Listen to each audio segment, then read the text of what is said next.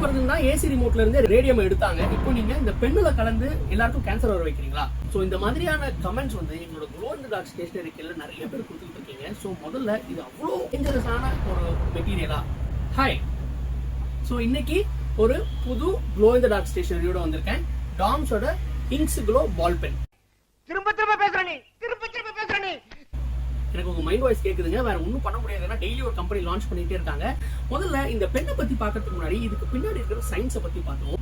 இந்த பெண்ணுல ரேடியமோ இல்ல வேற எந்த ரேடியோ ஆக்டிவ் மெட்டீரியலுமே முதல்ல யூஸ் பண்ணப்படவில்லை. இதுல வந்து ஒரு பாஸ்போரசன்ட் மெட்டீரியல் யூஸ் பண்றாங்க. குறிப்பா சொல்லணும்னா ஸ்டோடாக்கியம் அலுமினேட் அப்படின்ற ஒரு கெமிக்கல் யூஸ் பண்றாங்க.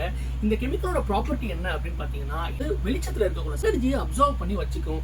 டார்க்கா இருக்கக்குள்ள அந்த எனர்ஜியை வந்து ரிலீஸ் பண்றதுனால உங்களுக்கு ஒரு கிரீன் கலர் க்ளோ கிடைக்கும். இதுல அதுதான் இதுக்கு பின்னாடி இருக்கிற சயின்ஸ்.